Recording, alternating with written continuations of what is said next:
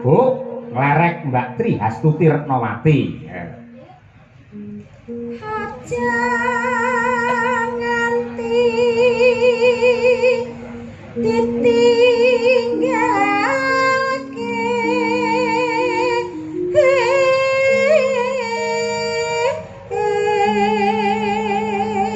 sak garis engkas, Mbak. Rukani sampo niku Nglerek Mbak Mira Kirana. Saking Nganjuk. Dari Nganjuk sahadate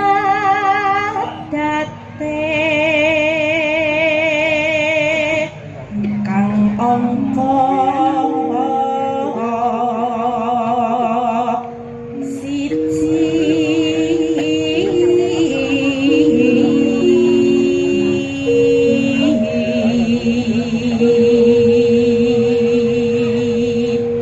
Mas Cahya menika ugi sedulur sedaya utawi Mbah Lurah sak Sukorejo sak kecamatan nggih Mas. Nggih menika rawuh sedaya Mas. Inggih sembah nuwun Bapak-bapak kepala desa ing wewengkon Sukorejo sugeng laras sugeng midhangetaken.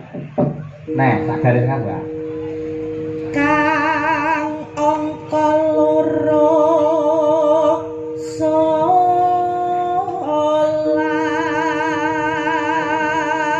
Mbak Dian dene kang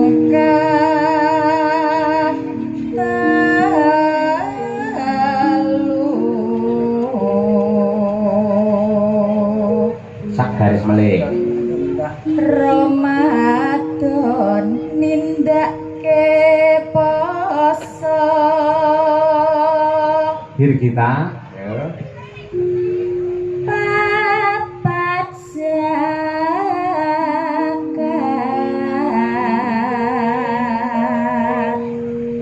ping 5 ngibadah haji. enggak pas iki. Terakhir Winong Nawangse. Ngedum iso pas ini wangel. Nggih. Ngerti wonten luar biasa kados Mbah Lurah Pak Soni. Iya. Pokoke lek ngedum ki ora tau cecet. Lah nggih to, Mas. Pokoke arep pira-pira ya tetep didum padha. Leres. Ya. Rukun Islam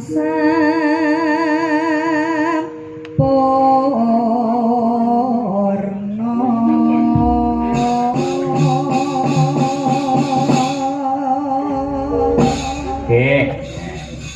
Monggo dipun aturaken pepiling karya Abdi Solo Suwargi Ki Anom Surata. Yuk, dados.